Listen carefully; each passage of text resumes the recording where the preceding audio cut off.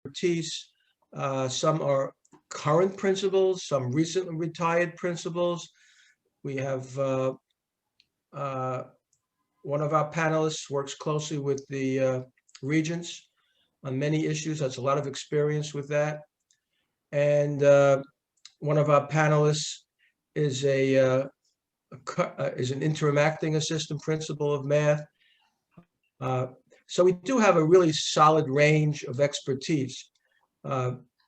This panel will be recorded. So if you have a question you want to ask, please type it into the chat. And that would be very important. Nina, do you want them to type in their names in the chat for attendance purposes? No, we can see everyone's name, not only in the chat once they post, but also here on the screen. All right. So I was asked to say a few words about the Alumni Association. And again, thanking you for joining us. The Alumni Association and our acting dean of the School of Education, Professor Edwin Lamboy, co-sponsors this event. A couple of words about the Alumni Association. First, I'm a member, as is some of other alums. And as many of you know, I have 3 degrees from City College. It doesn't mean that I have to pay the dues 3 times. It just means I have 3 degrees.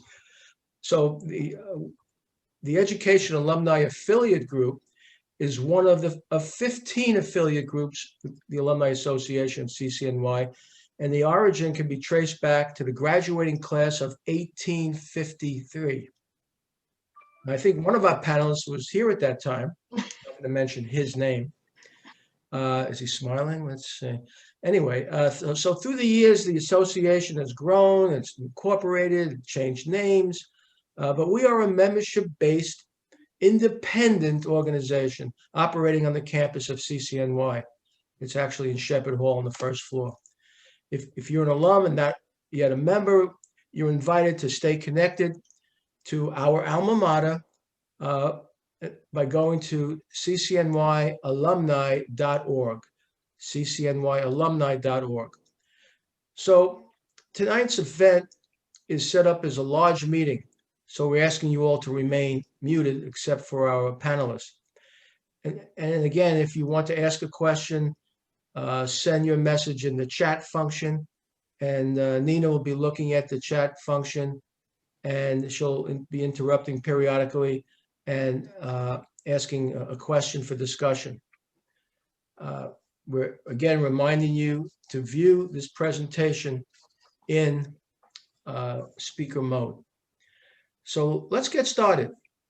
I'm not going in any specific order, but I'm going to, when I call on one of the panelists, he or she can introduce him or herself, give a brief overview of the background, and then get right into we have 3 questions, and I'm just going to repeat the questions for all of our students.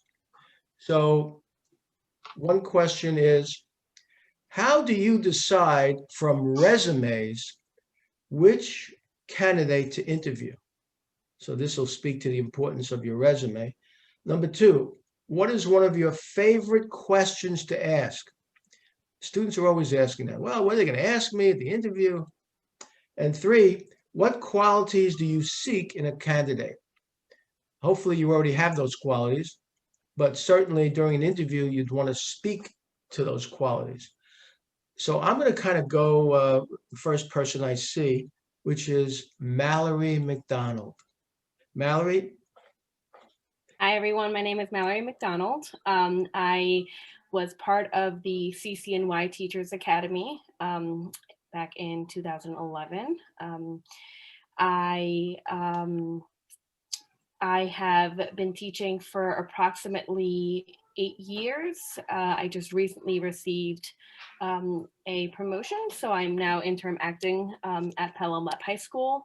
I was also part of the Math for America program for a few years. I was actually still in the master teacher program now, but I had to resign that title because, again, I became the interim acting assistant principal of our school.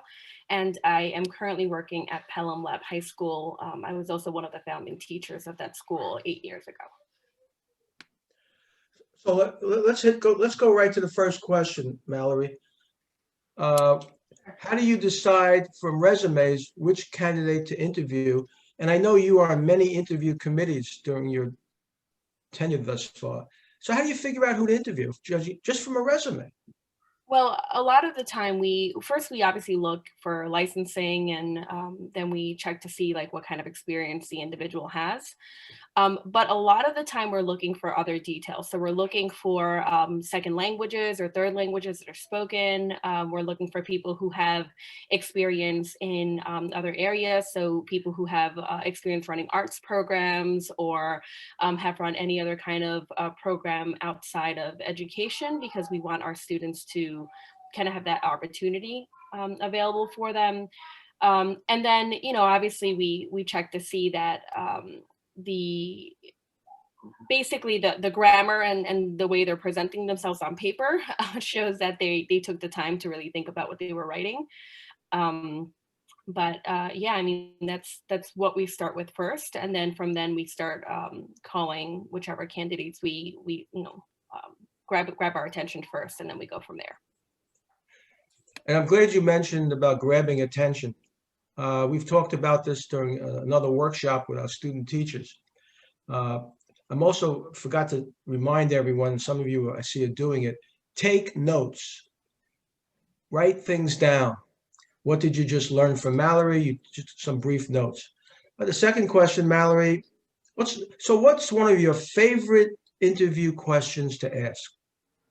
Well, I have the honor of being able to interview people right now during the pandemic. So one of the biggest things was understanding how to transfer something into a remote learning experience, especially because I'm in high school and we were remote up until now, basically. So the question that we usually ask is, describe a lesson or project that you're particularly proud of. And we ask that first because we want to hear the best, whatever the best lesson or project that you created was. And then we ask, how would you modify it to meet the needs of students that are ENL and SPED within a remote setting? And again, I mean, we're looking to see how creative teachers are and what resources you are aware of and know how to use in order to translate that into that setting. That's very, very important. Thank you. And then the last question, what qualities do you seek in a candidate? So our school specifically is very team oriented. We need someone who's collaborative. We want someone especially who's resourceful. There are moments that you're not going to know everything, and we may not even have the answer for that either, but we need someone that's willing to put in the work and find resources and try new things. We are very big on action research as well. So we want people who are, data oriented and know how to look at data and how to work through data. I mean, overall, experience is important, but more important than that is someone who's able to be able to learn, someone who can be molded, someone who can bring something to the table. So again, team player, that's really the main criteria we look for. So these are student teachers, and some of them only out for maybe a semester, and they usually say things like, well, I don't have any experience. I only have student teaching. How would you reply to that, Mallory? Well, that's fine. I mean, I think I started as a new teacher one day, a very long time ago. Right. But that's okay. I mean, as long as you're willing to come in and learn and work with a team and know that, I mean, even at very experienced teachers will, especially in this setting, being a very experienced teacher does not mean that you know how to work remotely. It doesn't mean that you know how to transfer lessons into an online setting. It doesn't mean that you know how to work with technology. So again, it's about experience, but that's not all there is. There's so much more. And if you're someone who's willing to learn and, you know, try your best and really be resourceful and work with a team, then there's no reason why experience has to, you know, put you behind something else. Thank you. That was very good. You had very good training at City College, Mallory. Let's just say that. That is true. Yes. And so will they. So let's move on to Giovanna DeLucci, if you could go for it. Okay, so my name is Giovanna DeLucci. I'm currently principal at PS 43 in the Bronx, and I appreciate this opportunity to be here today. I started out as a special ed teacher. I then became a reading specialist. Back then, a teacher trainer, which I guess is like a coach now. I was an assistant principal for 5 years, and this is my 16th year as principal. And I just wanted to share a little story as I try to answer this first part of the question, which is what we as educators do impact on the lives of students along a great spectrum, be it positive and negative, and that children remember things in their lives that impact them. So I remember very vividly my first grade teacher, Sister Michael Louise, pulling me out of a reading group. I was an L student. There was no bilingual education back then. Pulling me out of a reading group in front of the whole class, telling me that I didn't know how to read and I belonged in another reading group. That has been an impression in my mind to this day. I also remember my second grade teacher, Mrs. O'Keefe, who nurtured me, told me I was an excellent reader, had me tutor another student, Brian. So these are stories from many years ago that are very vivid in my mind. And I say that to say that teachers have power. They're affecting students, whether these children in the long run have a love of learning or if they're turned off to education. So for me, when I hire teachers, I believe that hiring is one of the most important roles of my job.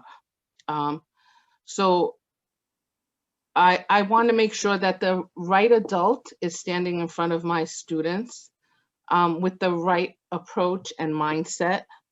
And we want teachers to nurture, to communicate values of the students, and to help them become independent learners. And I think the most important thing to remember is that teachers do have this power over their students.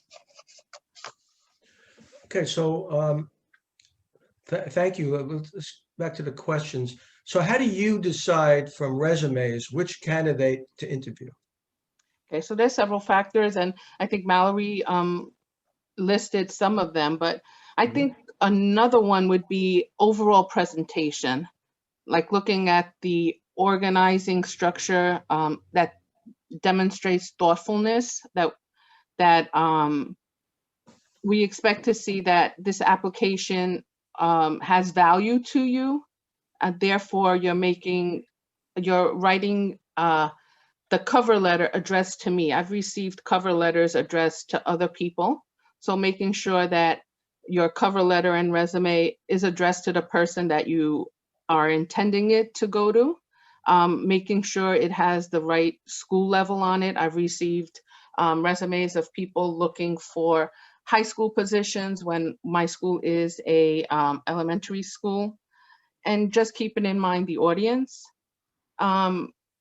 We've talked about prior experience, Mallory talked about it, it's not the end all, but if there is some type of volunteer work on a resume, I think that's also important. Some type of work either with children, paid experience or volunteer experience. And I think one other thing that I find to be important is the ability to reach the candidate in a timely manner, right? So sometimes we don't know that we have an opening until the end of August or right before the beginning of the school year. And people have put in their resumes and we reach out to them. And when we do reach out to them, they're on vacation and not available to come in. So if you're putting out an application or you're looking for a job, then I would suggest you don't plan your vacations around the time at the end of the summer when we're looking to hire. So those are a few of the things. Thank you. You must have some favorite questions that you like to ask during an interview. Can you share one of those with us, please? I'm going to share two because I have notes, and there's two that I really like. I'm going to be quick about them, though. So I like to start off the interview by asking people to tell me about yourself and who you are. And when I ask that question, I'm not looking to hear that I have 3 brothers and 2 cats, right? So what I'm looking to hear when I ask that question is, I want to hear that you want to work with children, why you are the person who can teach and nurture our students in our school community. Like, what do you bring to us? And what will you gain from us? And then the second question that I also like to ask is, why do you think you're a good fit for our school? And this question means that you have to do your homework, a little research. You have to know what my school is about, what we care about, and how you're going to fit into my school, and how you can make that connection, and what passion can you bring to our school. Yes, those are terrific points.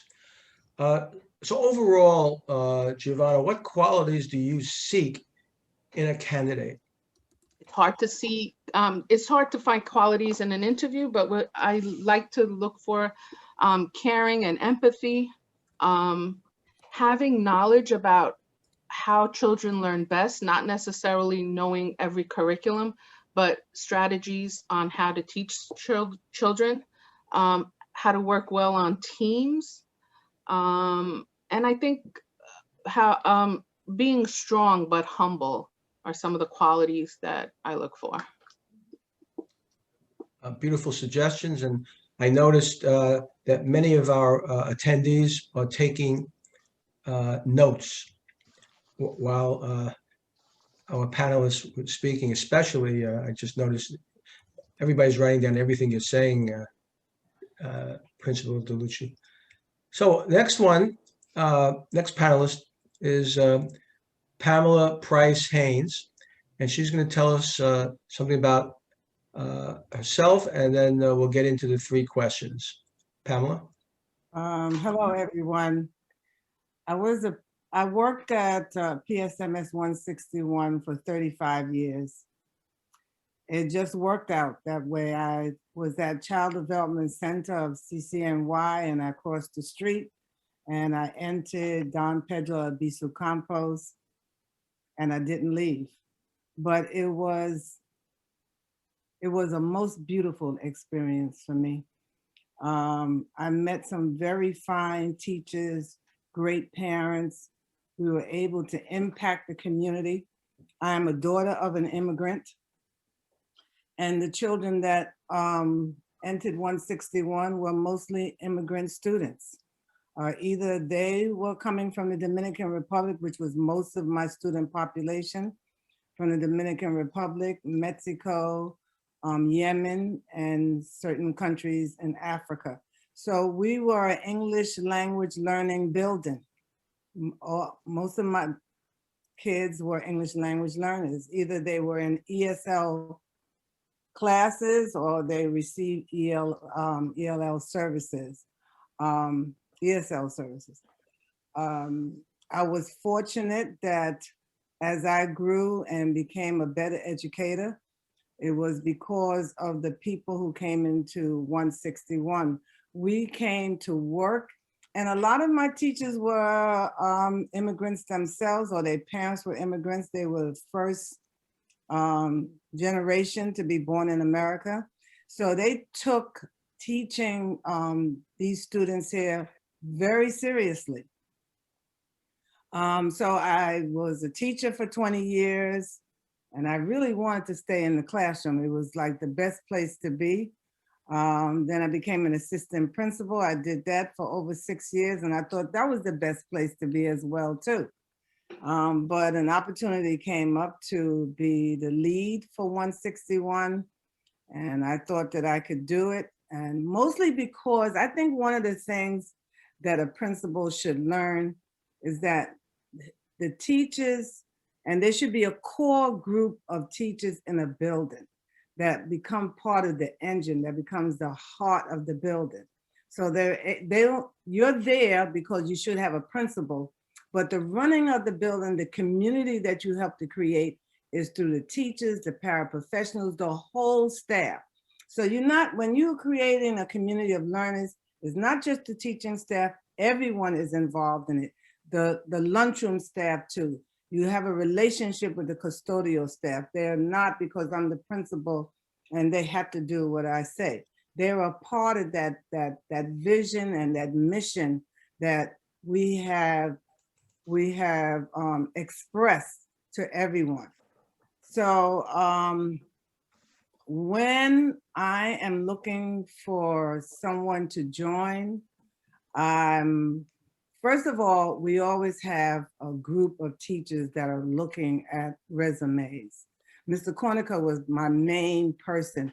They used to call me Khaleesi, and he was Tyrion, the Queen's hand. And I took full advantage of that. And so he would look through it. I would go with him to the job fair and we would discuss. And so often we would look at the school that the student teacher would be graduating from, and that caused some type of excitement, specific things in the resume, if they had taught an after-school program. Also, where they live is very important, because there are days when every day that school is open, you need a teacher in a classroom. If you have a teacher that's traveling, that can become a problem. So where they live was important, but it wasn't a deal breaker, because I had teachers that came from upstate Monroe, New York, and they were in the building at 6:30. I had teachers that came in from Long Island. So that might be a consideration, but I wanted to know the background experience. And one of my most important questions for me is, why do you want to become a teacher? Why is this something that you want to do? Because yesterday I was in the nail salon and a friend of mine came in and he was telling me about his daughter who's all over the place. And so she could not be a dermatologist because she didn't want to go to school, or she didn't want to go to school for the amount of time that was required. And she said to him, she said, well, if it doesn't work out, I'll just become a teacher. What do you mean you just become a teacher? It's not like saying you're just going to start to work in Targets or something like that. So you want to know that this person understands the seriousness of becoming a teacher, because you are impacting children's lives, and not just for the time that they're in front of you. You are impacting them for the rest of their life. You are the person that they will most remember for whatever reason. And it must be something important and something grand, and not something traumatic for them. So that's a question. Also, 161 took great pride in the fact that we were a community of learners. And so I would ask them, how do you think, what elements have to go into creating a community of learners where the parents were involved in the learning as well too? That's something that we took a lot of pride in. Now, in regards to remote learning, I feel a certain kind of way about that. We were fortunate that we were an Apple school. Being an Apple school allowed us to have a lot of technology and quite a bit of training for at least 2-3 years, if not longer. And when they removed themselves from us, they were still available in any other kind of way. So that gave us a leg up, you can say. That put us kind of ahead of the game. And we were able to integrate technology into the teaching. It wasn't high stakes like remote learning is right now. And one of the things that I'm sorry that I'm not, is my craziness that I'm not a principal any longer, is that I wish I was there to offer a lot more support than New York City public school system gave to the teachers. I had a Zoom session and teachers cried because it was so challenging for them because they're not sure what they were doing. And then they were homeschooling too. So, you know, it wasn't an ideal situation. So I don't know. But one of the things that do mean something to me as an African-American woman and a woman of Caribbean descent is that I need to know that whoever's in front of that classroom looking at my children, and most of my students were children of color, is that they're able to engage them in ideas that they'll bring into the classroom because of things that they hear in the news. Because we're building people, we're building human beings, adults that's going to interact in society. And you want them to be healthy in their interaction. So whomever I hire, and diversity was a big deal for us. We wanted people that represent most of the children that were in 161. So, but I still want to know that these people, these teachers that we're hiring are sensitive to these children and that they will help to build them and help them understand the American culture and how their culture integrates or become an integral part of us.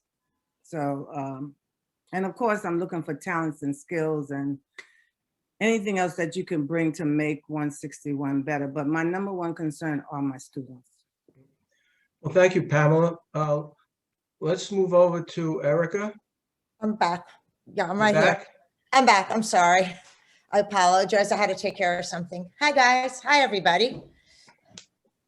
So my name is Erica Ziegelman, and I want to just say to all of the candidates out there that you are entering one of the most noble and honorable professions I could ever have imagined.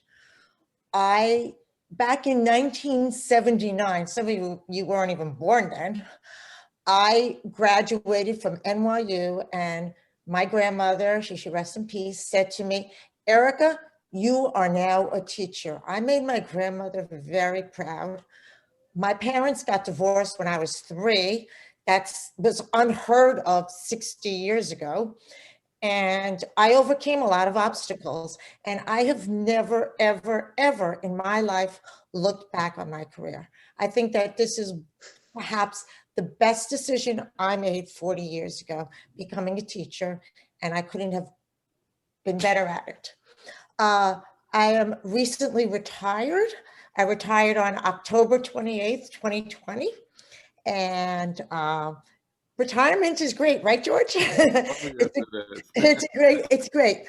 I am consulting now. There is life after retirement. I consult 2 days a week at a charter school in Red Hook, Brooklyn, which is actually looking for math and special ed teachers. So we could talk later if anybody's interested. And I will say that I've had great, great, great times.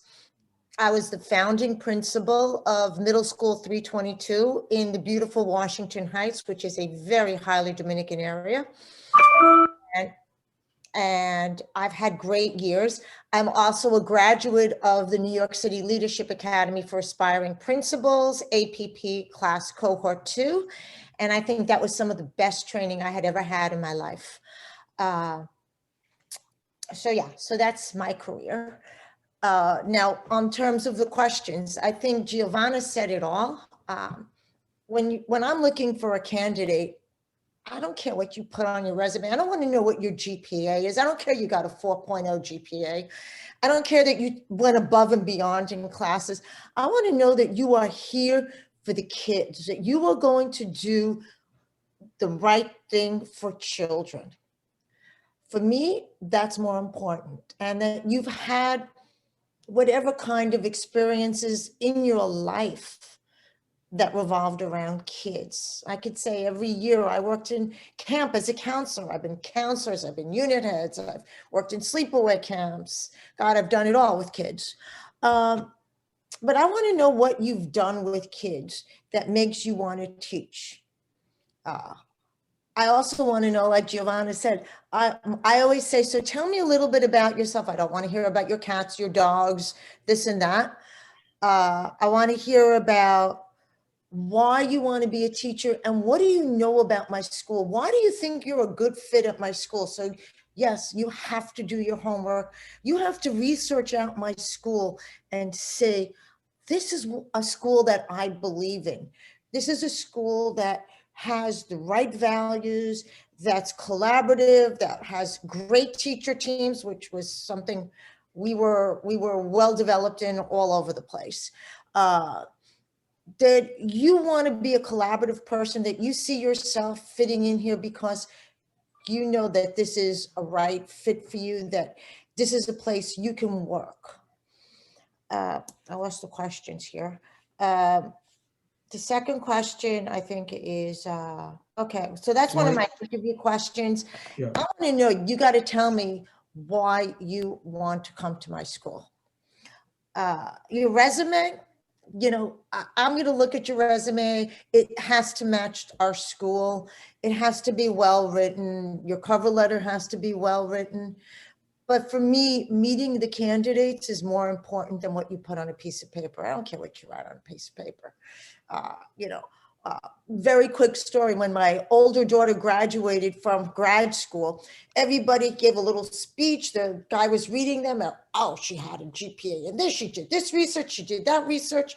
My daughter being, you know, Ziegelman, she was the last one.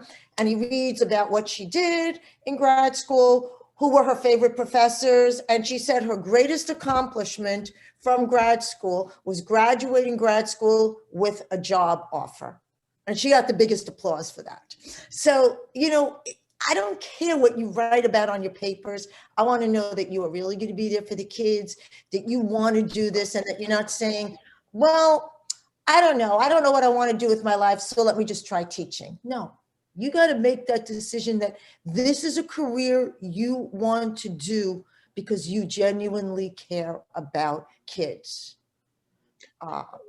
For me, that's everything. The last one was, what qualities, you may have touched on this, but what qualities do you seek, or did you seek in a candidate? Yeah. So again, you know, some of the perennial things I will look to see, do you speak a second language? I always look to see if somebody's getting a master's in either special ed, ENL, TESOL, bilingual, because those are the areas, those are the shortage areas, and we all need those. So I hired a special ed teacher who also had an ENL license. And let me tell you something, I begged her to stay. That's the kind of person you want to keep. So that's something that I'm looking for. I'm looking to see if you have any great sports activities. I hired a science teacher one time. She played soccer. She went to the Olympic trials for soccer. Okay. So we look for people like that. We look for somebody who's well-rounded in a lot of different things that you can contribute, not just in the classroom, but before or after school. Okay. Well, thank you for sharing all that. We're now going to move on to the fabulous George Young. Right. Okay. Hello, everyone. I just want to say it's really nice being here. Number one, ditto. You are going into a very honorable profession, and I have no regrets of the many years that I've spent in the DOE. First of all, just give you a quick background. I'm originally from Baltimore, Maryland, and I used to go to Virginia every summer with my grandparents. In Baltimore, despite the fact the schools had integrated, schools was still very segregated. So all of this, there was the black side of the town and there was the white side of the town, and you very seldom crossed those lines. Graduated from undergraduate degree, came here during the 70s. It was a bad time. It was the strike hit right away, and many of us lost jobs, but then some of us were called back. I was lucky enough to be called back. My major was music, so I was a music teacher, and I taught for many years. I taught in District 3, got access to District 27. It was hard when you were young during those days to get a foothold in a school and stay there. But then I ended up, as I said, in District 3, became an assistant principal in District 3, which I enjoyed very much. Then finally, I ended up in District 5, where I was the principal of PS 46 on the Polo Grounds for 21 years. I enjoyed it immensely. First of all, in terms of the resume, I think everyone summed it up beautifully. What I look for in the resume is I look for, did this person take great care in putting this together? Because if a person is going to submit a resume and it's going to have misspelled words, bad grammar, addressed to the wrong person, that makes a statement. So I would say the most important thing is not only the content of it in terms of it spelling out your training, it's spelling out, giving a sense of a snapshot of who you are. I think it should be brief. I think that it should definitely give a sense of why you wanted to come into this profession.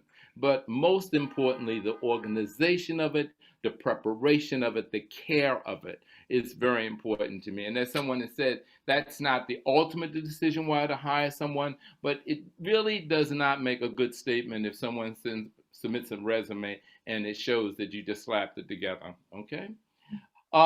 Favorite question. Again, I agree with so many of my colleagues.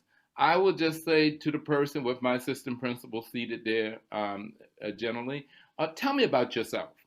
And while you're telling me about yourself, you're really giving us a sense of who you are. And I might emphasize, tell me about your education, tell me about what your passions are, tell me about what types of strengths you feel you have and bring to the community. But I think the most important thing I want to know is what inspired you to be a teacher. And the reason why that's so important to me is because I think that that's one of the number one things that a teacher should have. A teacher should at all times want to inspire the children. We know that lesson planning and having all the correct skills and preparation, that goes without saying that those things are exceedingly important, that you have a sense of how to plan a lesson, how to execute a lesson, how to assess a lesson. That's very, very important. But are you inspiring? Are you the type of teacher that when the child leaves your class, he wants to come back? And I think that it also says to me, if you're inspiring, that you will meet the students where they are and take them where they're supposed to be, rather than be getting frustrated with them and saying that they should be X, Y, Z. Qualities. I think the most important quality that I look for is a person that is hardworking, a person that listens well. And because if I get a sense of that you are a good listener, I also are getting a sense that you are a person that is open to receiving feedback, constructive feedback, because as the leader of the building, principal, assistant principal, we are the leader of instruction and learning. And if you're the leader of instruction and learning, you're constantly certainly visiting classrooms and assessing a staff member's performance. And then the other thing that I look for is the bigger picture. I think it's been mentioned here in terms of, are you a well-rounded person? It was very, very important for me as a principal that our children always got out of the building, because my school was up on the Polo Grounds, and I wanted our children to know that that was not only their neighborhood, but I wanted them to know that the Metropolitan Art was part of belonged to them, that jazz at Lincoln Center belonged to them, that the Metropolitan Opera belonged to them, and Carnegie Hall learned them, because the humanities are extremely important. And I think that we've lost a sense of the humanities, and it's extremely important to me that you are an educator that want to expose our children, because that's what shapes their values. That's what shapes their thinking. So the humanities are very important. Oh, thank you, George. Next, we're going to turn to someone who is bringing greetings from our chancellor, Betty Roser. Peter Goodman. Good afternoon, everybody. I'm going to take a somewhat different point of view. A very large percentage of teachers leave within 3 years. And I spent time interviewing people as they left, did exit interviews. I said, what's the primary reason why you're leaving? And by far, the number one reason was lack of administrative support. So we, as people who do the hiring, oftentimes do not do a great job in selecting and supporting people, because after all, if 30 or 40% of people leave within 5 years, we're probably not selecting the right people. And there's a lot of research on interviews. And most of us have undergone no training in how to interview. We just do what we think is perhaps the right thing to do. So part of it is, it's important at an interview to really delve into somebody. We frequently ask a question, sit back and let the candidate speak, which doesn't tell us a lot because they've probably practiced. So I think in the interview process, it has to be an interactive process that you have to ask questions, they respond, and you start with a conversation. Now, as far as a resume is concerned, some people submit an electronic resume with video clips that are embedded. I think that's very impressive because it tells you more about the person. So the more you can find out about the person in the resume, the more likely it is you want to really meet them. Now understand, the interviewing process is like dating. You go out on a date and you like someone, there's a chemistry. Same thing with an interview, that there are some people who are standoffish, maybe they're nervous, whatever, but some people you feel a connection with. That's just subjective, and it is what it is. I ask a single question. I say, what was the best lesson you taught in the last few weeks, and how do you know it? I'm interested in a teacher who at the end of the lesson, the question they ask is, how effective was I as a teacher?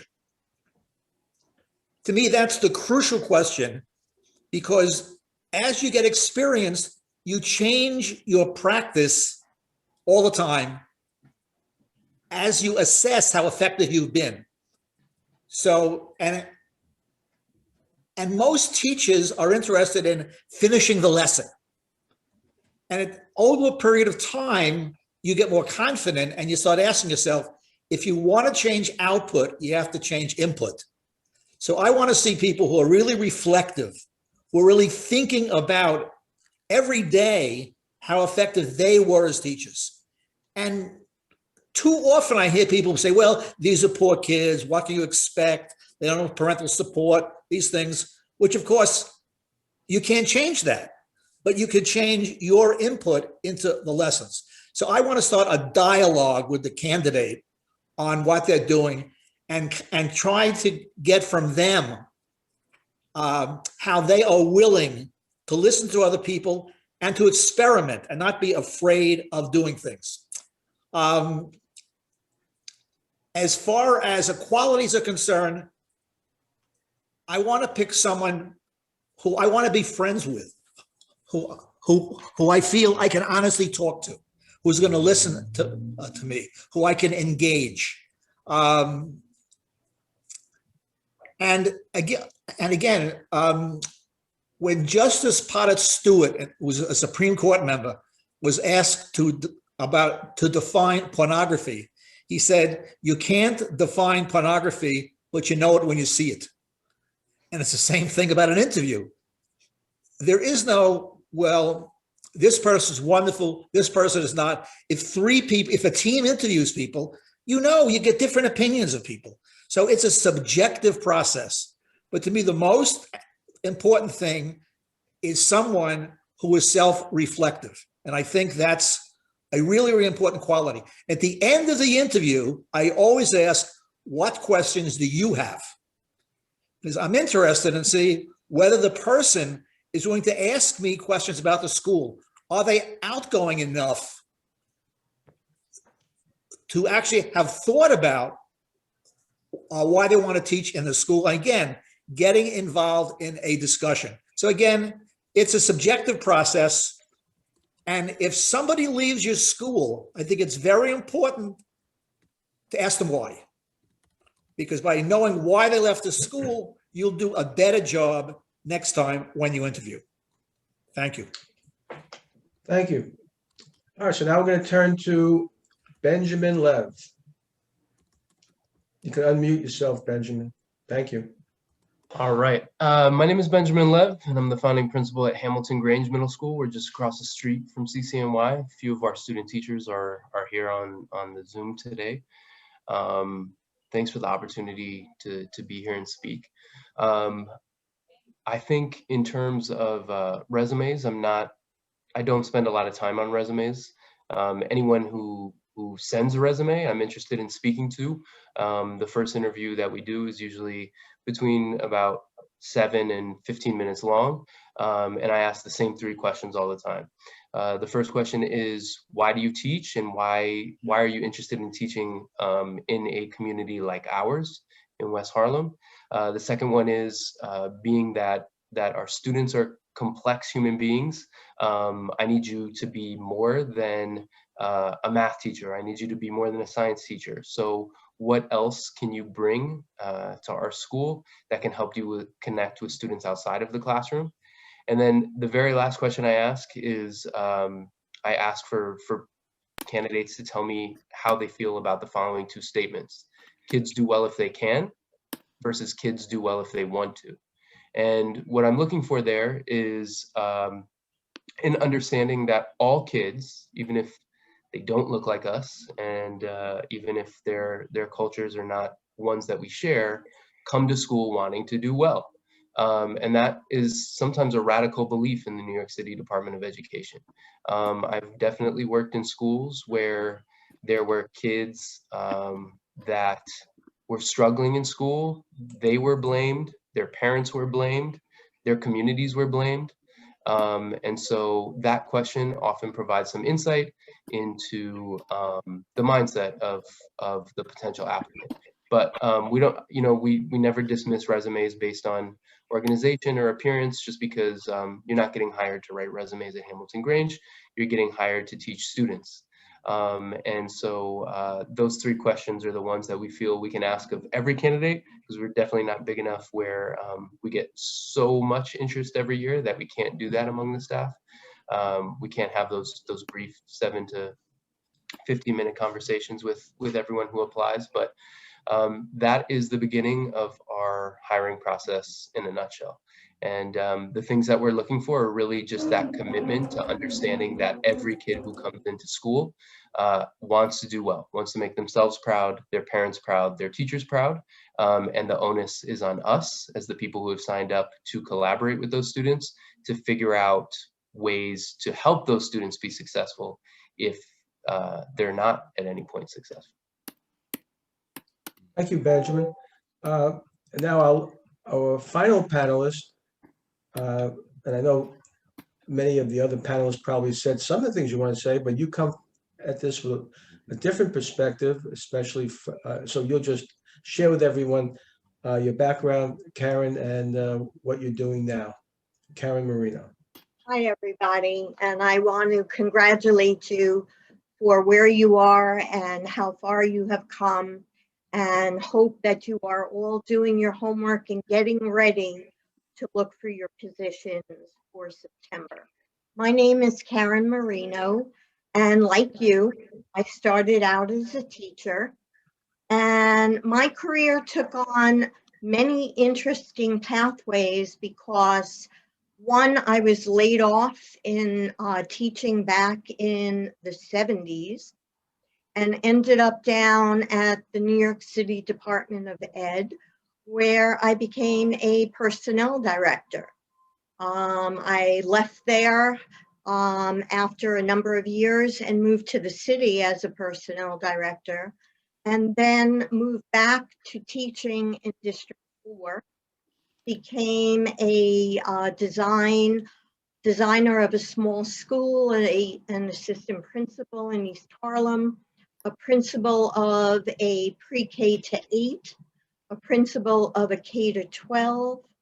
And then when Klein had come in and Bloomberg restructured the Department of Education, I ended up back at the Department of education as a director of human resources, again, in regions 4 and 5. Later on, I left and I became a coach. And I know many of the principals who are here today, as well as others. I've coached principals, teachers, other staff, assistant principals, and other staff members in District 6.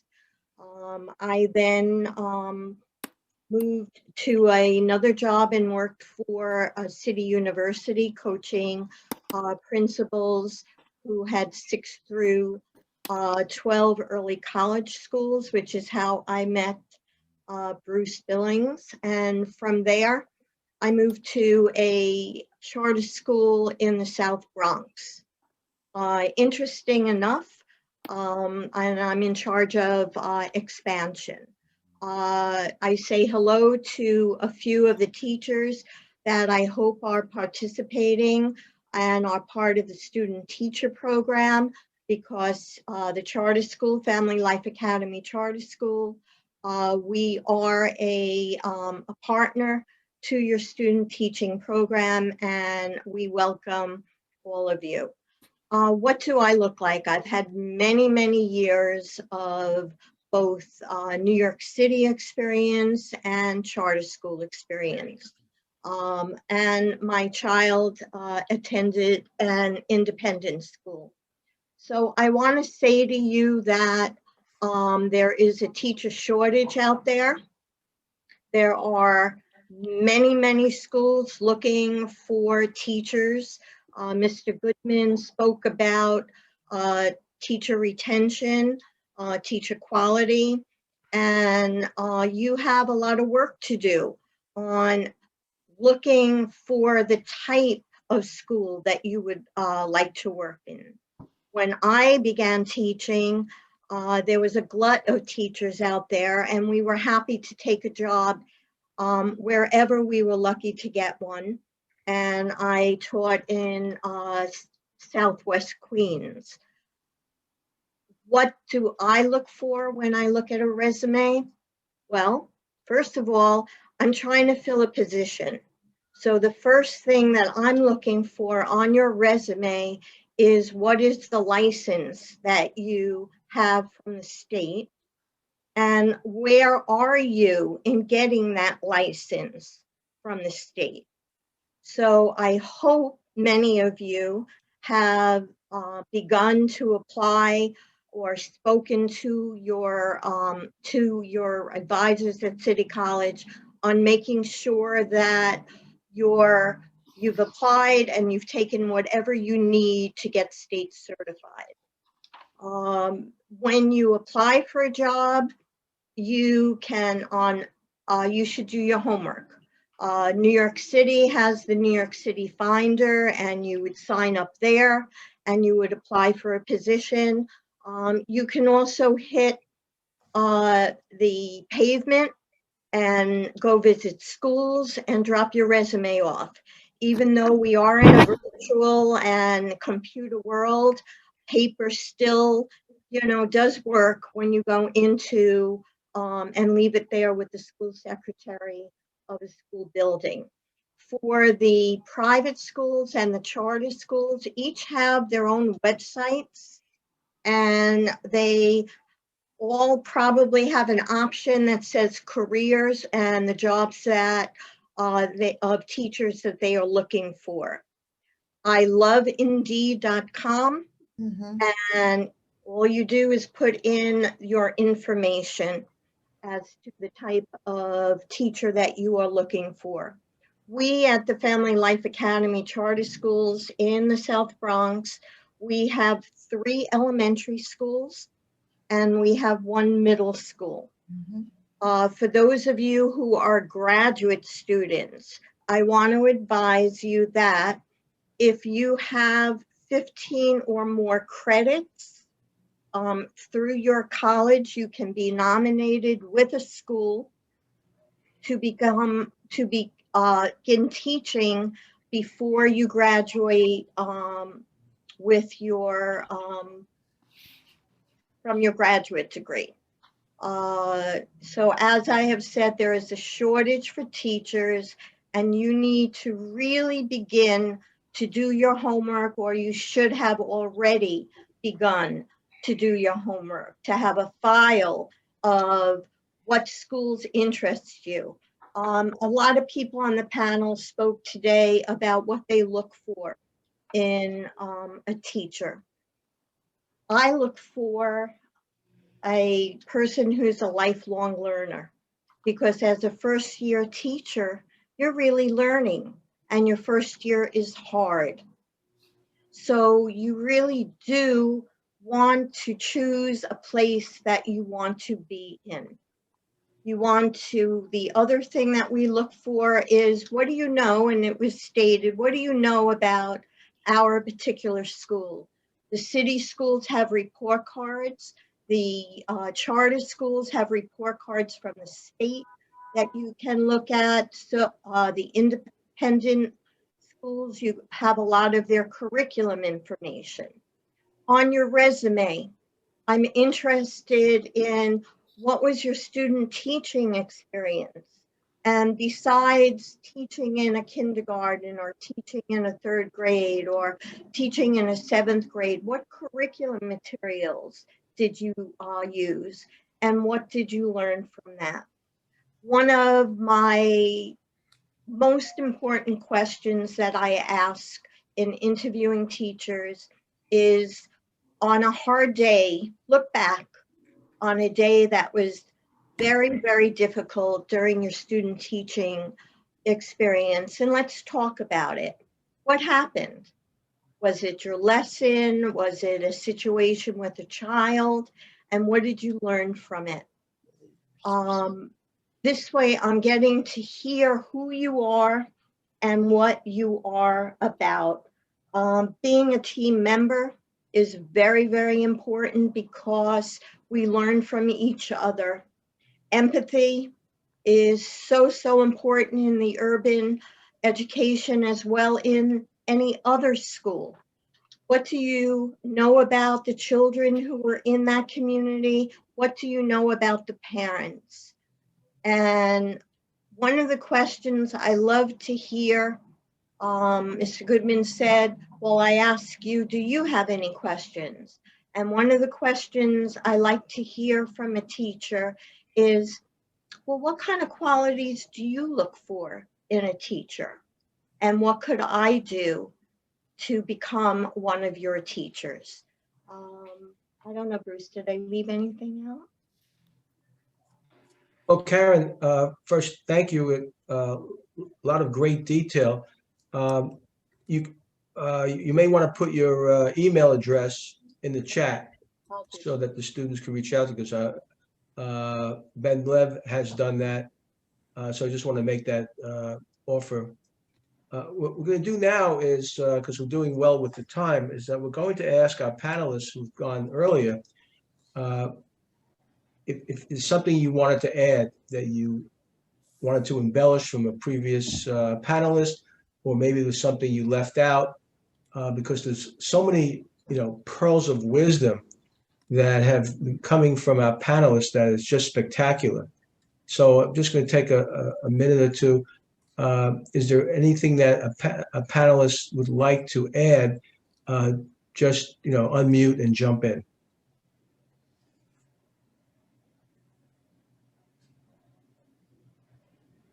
Just pausing for a minute.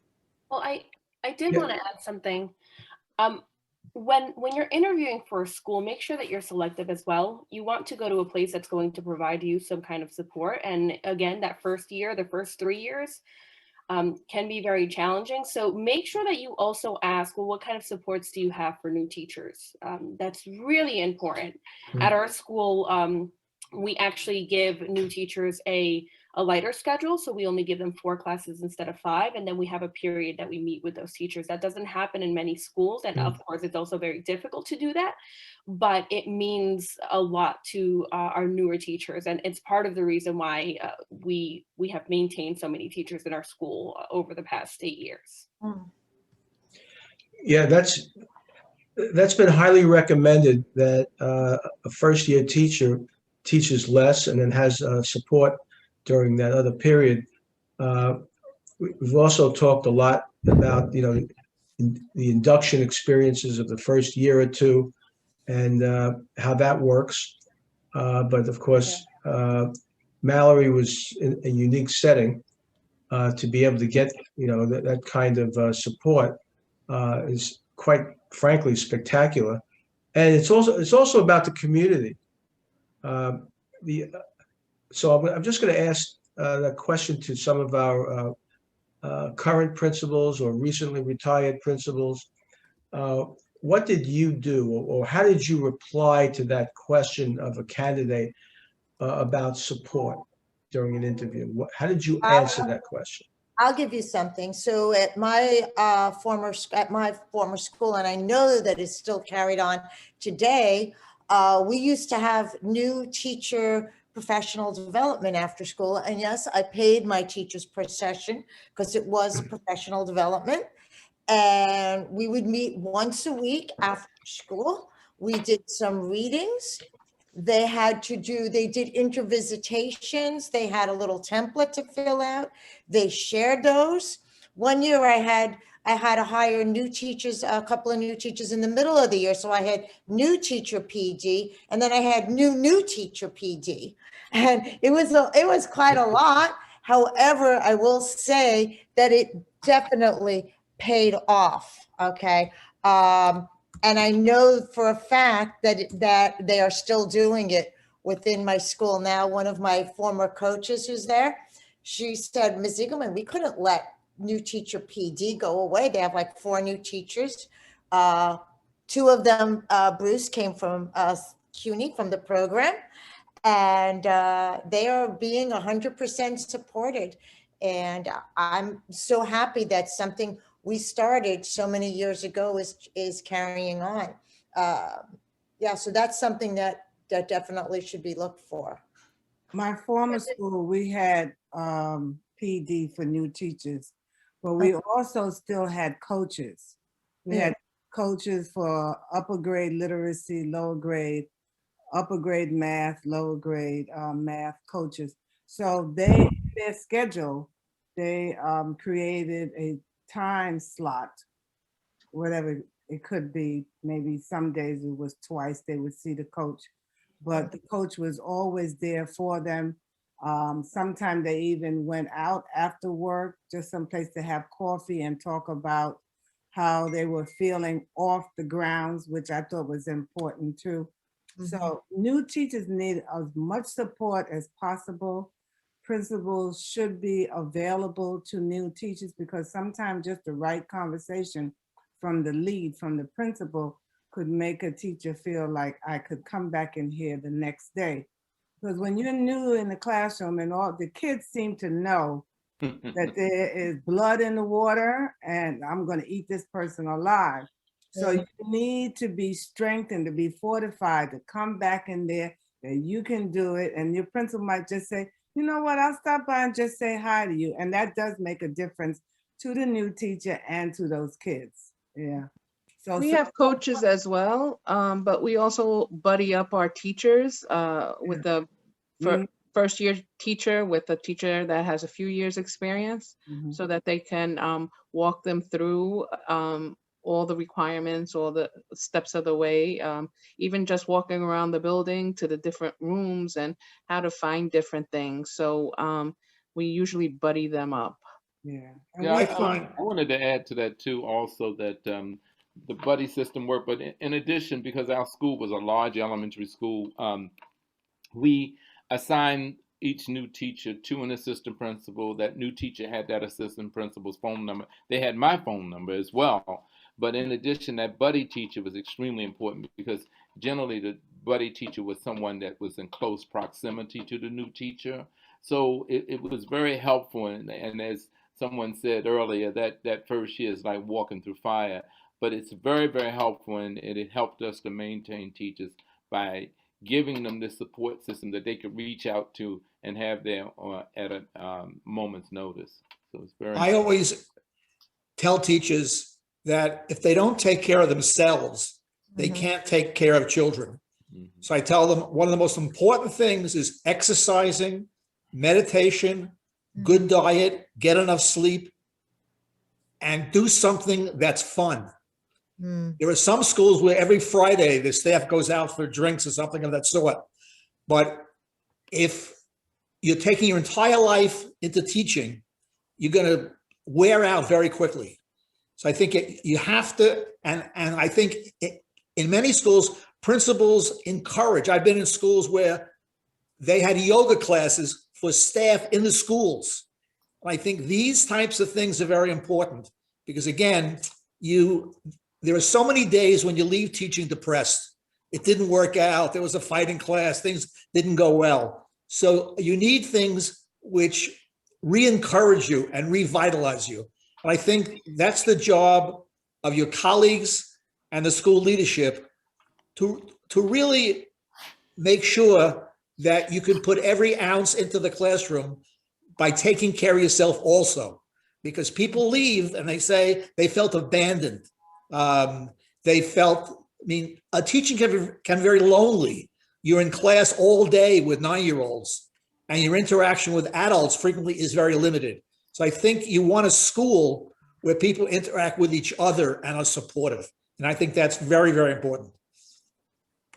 What we do at Family Life Academy, our teachers that are hired come in 2 weeks before the children, before school opens. And during that 2-week period, especially for the new teachers, we introduce the curriculum to every teacher so that they will know what it is and what is expected in the teaching school year. So that, for example, we use Math and Focus. Math and Focus is a higher order type of math program. So we teach you and we bring the company in to train the teachers how to use the curriculum. We do the same thing in literacy, in science, and also in social studies.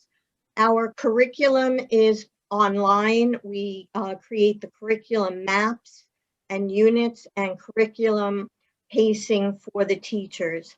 This is really very important. Besides the fact that we do this at our charter school, I want to share with you when you go to interview, ask about that. One of the other pieces I didn't mention that I'd like to bring up is the demonstration lesson. That's how we know who the teacher is that we want to hire, because your resume could be the catchiest resume in the world, but how do you relate to the children? And when we make a decision on what teachers we are going to hire, we ask the students what they thought of the lesson and how warm and comfortable they were with that particular teacher.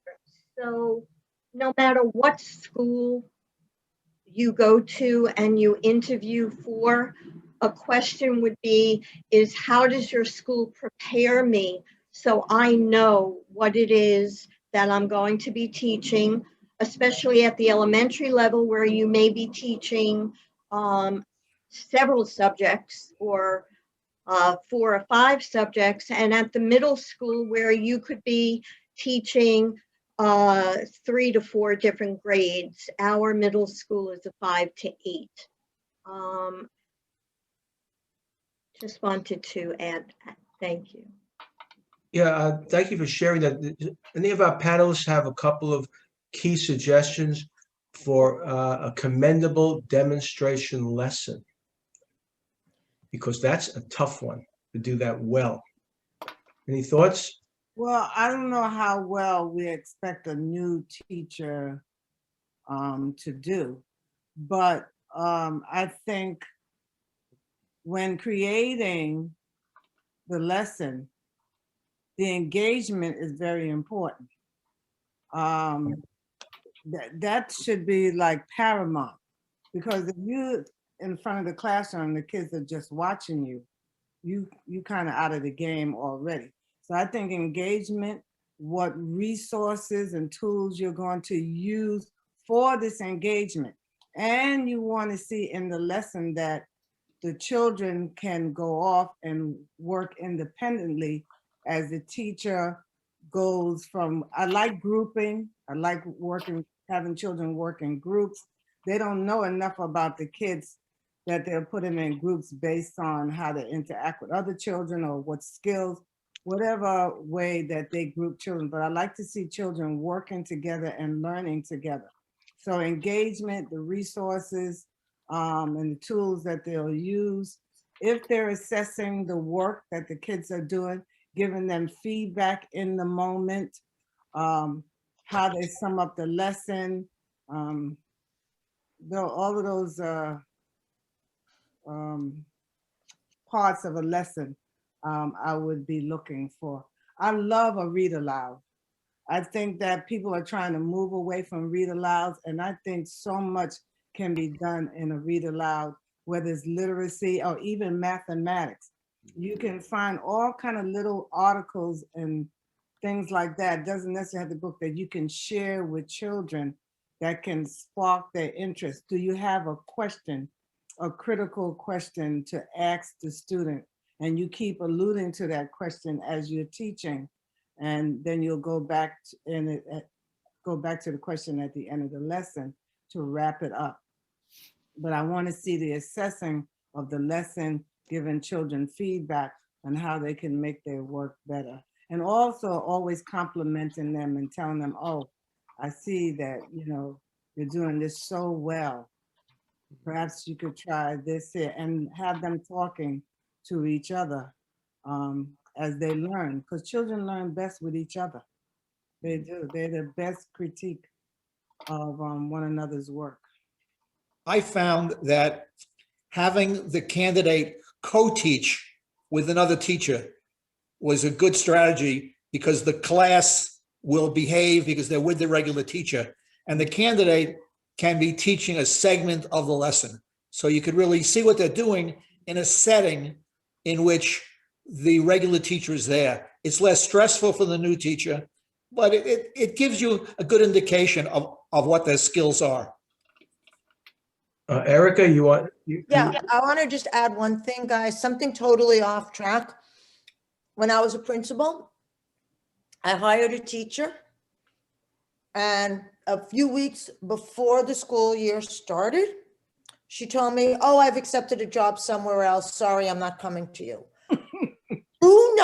Do not accept a job and then decide you don't want that position. You will piss that person off. And trust me, the DOE is a large system, but everyone knows each other. And trust me, you will make enemies in the worst way. Please, I beg you, it is better to say, you know what, I'm sorry, I'm still considering other options, than it is to say, yeah, I'll take the job out of desperation, and then you find something else and you tell them you don't want that job anymore. You will piss them off. I was pissed off when it happened to me. And trust me, that person paid dearly for it. So please don't do that, okay? It has happened to me, but what was interesting is that she left us in a lurch, and then the job that she thought she wanted, they, in the end, did not accept her. She had the nerve to come back to us to ask, would we consider hiring her? It's like, if no, blank no. I wanted to say, but I was gracious and I said, thank goodness we were able to find someone else. But if I could have cussed, I would have. No, how dare you do that to us? We were so happy to have it. It was a great interview. She came in, did a great lesson. Then we followed up and spoke to her, and I said, and just bared our soul to her, because we thought that she'd been a welcome addition. That Friday before the Tuesday that we were to come to work, no, sorry, I've accepted a job already.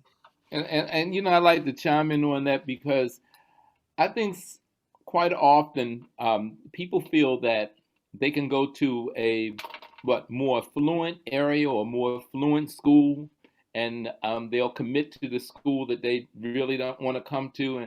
And I think I'm glad that you two brought that up, because I think people need to think carefully before they commit. Because at the end of the day, you should accept the school that's right for you, especially if you got a principal and a supportive staff. But don't switch midstream like that, because quite often what happens is that other situation does not work out.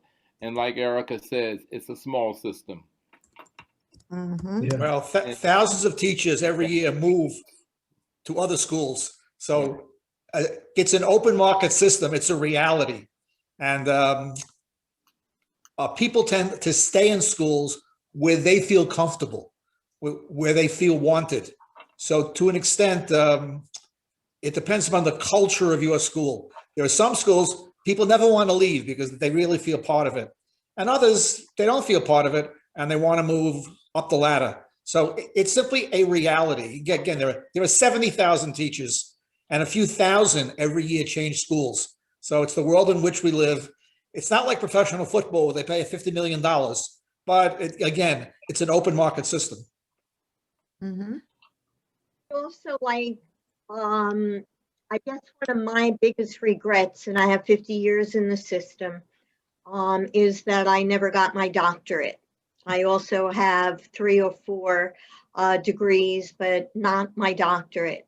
So as you begin to think about, you don't know where your pathway is going to take you. And as you heard, I have been in many places, and a lot of them have been due to the fact that I have had great relationships with the people that I work with. And because of that, I have moved into other positions. So even though you're thinking about today, there is tomorrow. And you want to look for the right graduate degree, and that's going to excel your position to a different level. For example, if you're an ELA teacher, you might want to get a reading degree, something that's going to complement it. Erica spoke about special education, a dual certified teacher with special education or with English language, or an L teacher is, or a second language teacher, as they call it now, is very, very important. Dual levels, you could be early childhood, and then you could get an elementary license.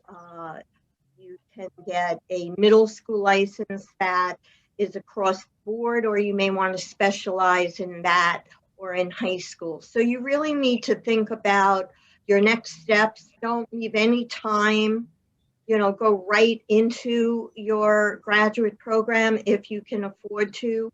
And then definitely think about your doctorate program, because all of us are principals. You all have principals on our resume.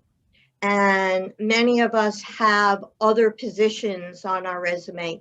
And in today's workforce, they are looking for people who have doctorates in specialization. So I share that. Bruce, can we give an applause to all the students who spent the whole afternoon listening to us? I think they are wonderful. And I think the future of our kids is in their hands. Yeah.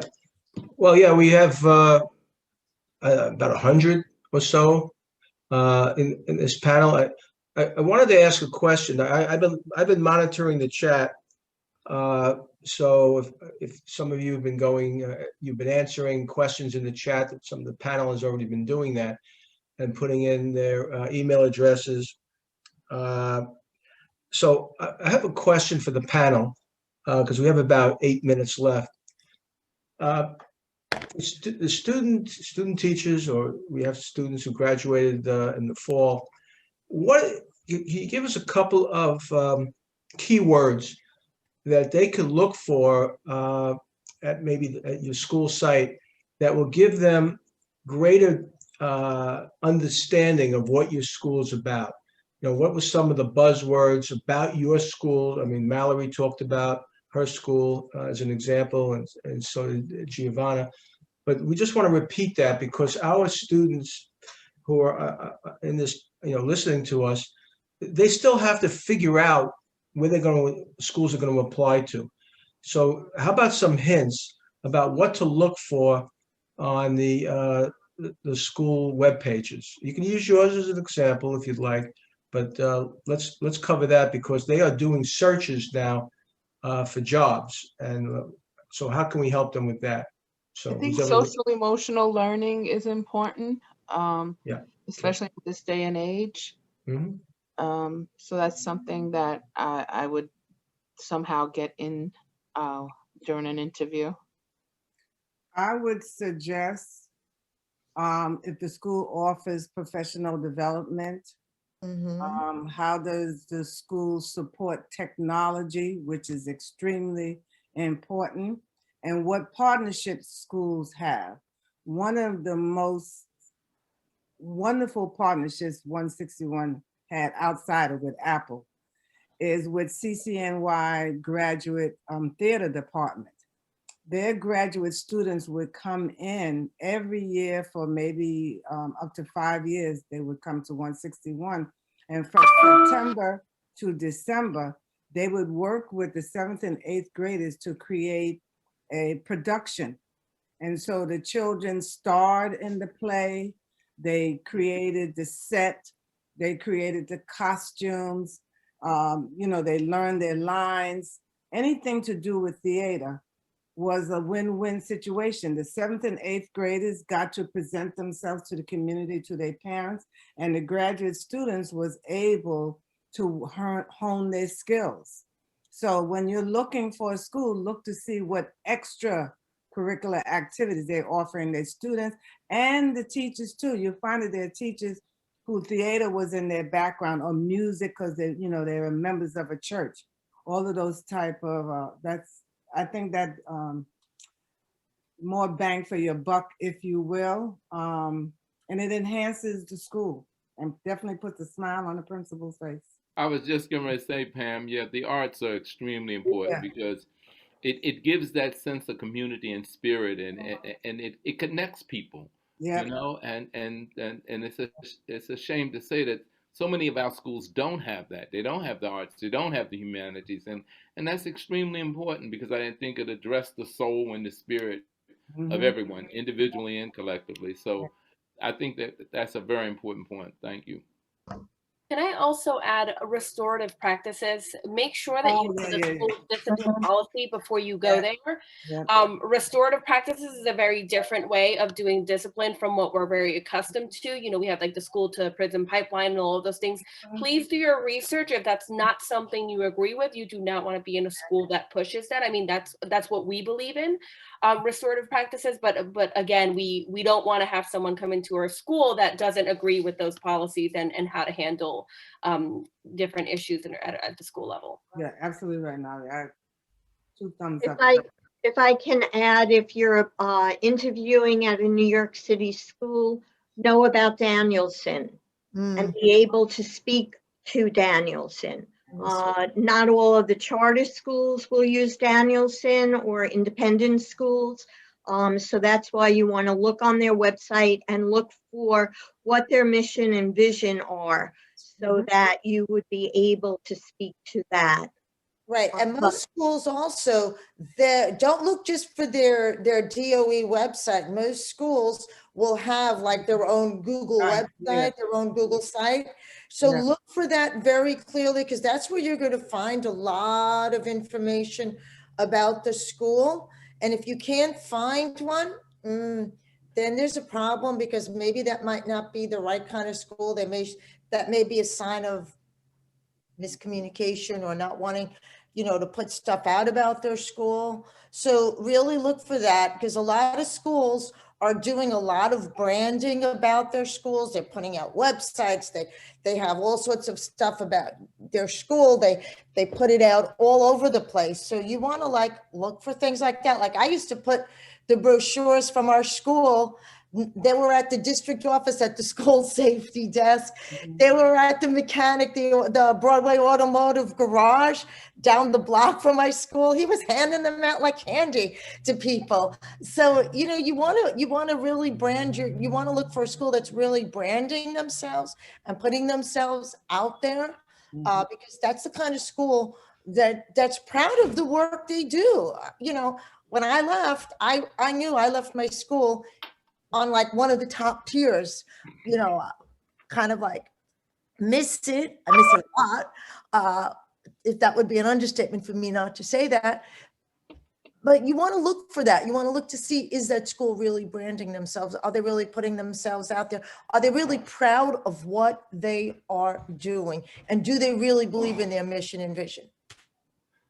Well, we have a couple of minutes left. I wanted to again thank our fabulous panelists. There are comments in the chat about how terrific you all were. Pamela, you got many kudos. There are theater arts students who worked with your school. I just want to add that. So Okay, that's yeah, wonderful. they're in the chat. Okay. And each and every panelist brought to this afternoon's discussion their own particular experiences and slant. But I think you're so diverse in terms of your experience, but your comments, if for those of our students who have taken copious notes, I think you're all coming away from this hour and a half with a great deal of practical suggestions that you can work on, expand upon, utilize this kind of information to further your development, further your interview process, because it is a competitive market. When a position is advertised, you want to be able to stand out. We are going to have further information about those kinds of skills. We have a couple of workshops coming up. It's in your calendar. I'm speaking to our current spring 2021 student teachers, and we're going to be embellishing all of that, and I hope you will attend. So it's now 5:29. I don't want to keep our panelists, and I know that our students have to go back because they have to work on their student teaching. So what we're going to do now is we're going to a nice round of applause. You can clap your hands. Everybody should be clapping, for our panelists. You're just fabulous. And now we're going to say goodbye and stay safe and healthy. Thank you all. Bye, Bruce. Bye-bye.